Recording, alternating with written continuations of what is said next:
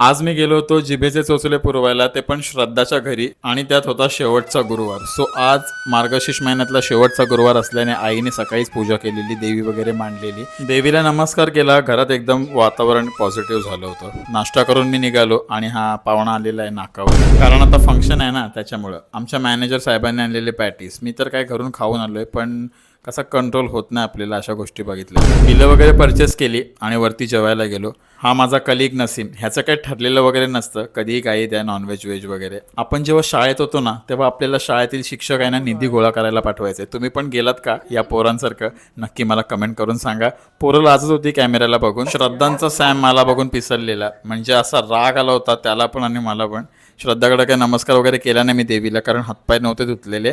पण तिच्याकडे समोसे खायला मात्र मी गेलेलो, मेसेज करून गेलेलो तिला, आणि तिने पण तळून ठेवलेले 1 नंबर समोसे खाऊन मी निघालो घरी यायला. सो भेटूया उद्या. काळजी घ्या.